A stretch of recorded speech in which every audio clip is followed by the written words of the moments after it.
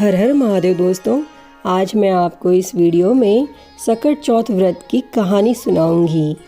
एक समय की बात है, एक साहूकार और एक साहूकारनी थे। वे धर्म पुण्य को नहीं मानते थे। इसके कारण उन्हें कोई बच्चा नहीं था।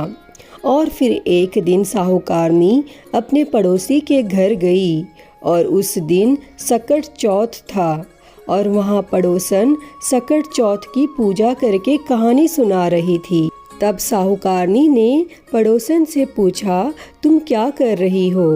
और पड़ोसन बोली कि आज चौथ का व्रत है, इसीलिए कहानी सुना रही हूँ। तब साहूकारनी बोली, चौथ का व्रत करने से क्या होता है?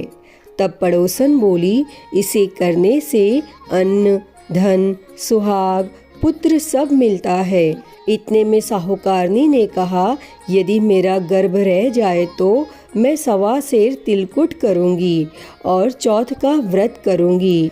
और फिर भगवान श्री गणेश की कृपा से साहूकारनी का गर्भ रह गया। तब वह बोली कि मेरा लड़का हो जाए तो मैं 2.5 सेर तिलकुट करूंगी। और फिर कुछ दिनों के बाद उसको एक बेटा हुआ। तब वह बोली कि हे चौथ भगवान, मेरे बेटे का विवाह हो जाएगा तो मैं 5.25 सेर का तिलकुट करूंगी। और फिर कुछ वर्षों के बाद उसके बेटे का विवाह तय हो गया और उसका बेटा विवाह करने चला गया। लेकिन उस साहूकारनी ने तिलकुट नहीं किया।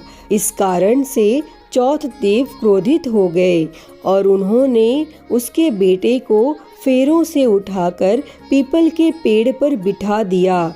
तब सभी वर को खोजने लगे, लेकिन वह नहीं मिला। फिर हताश होकर सारे लोग अपने अपने घर को लौट गए।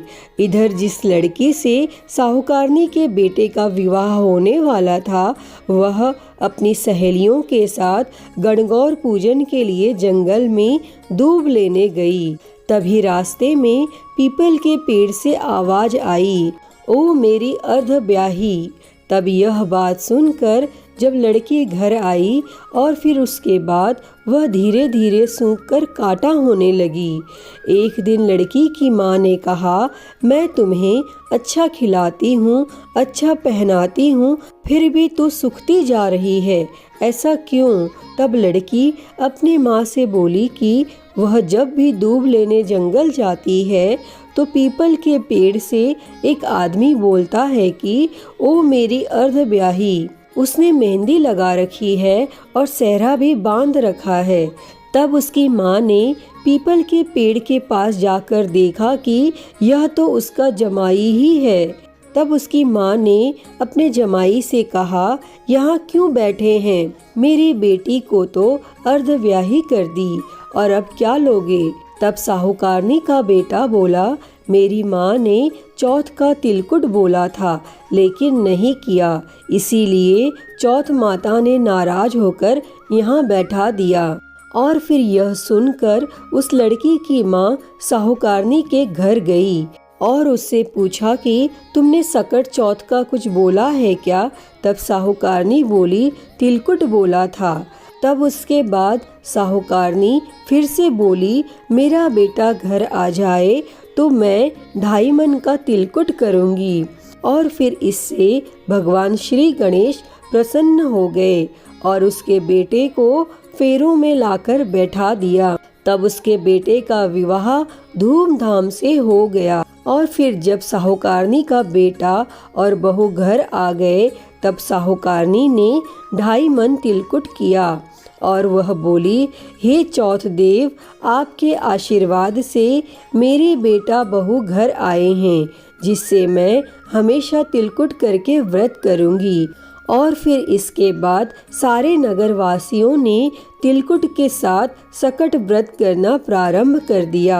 हे भगवान श्री गणेश जी, जिस तरह साहूकारनी को उसके बेटे बहू से मिलवाया, वैसे ही हम सबको मिलवाना और इस कथा को कहने सुनने वालों का भला करना। बोलो सकट चौथ की जय, भगवान श्री गणेश जी की जय।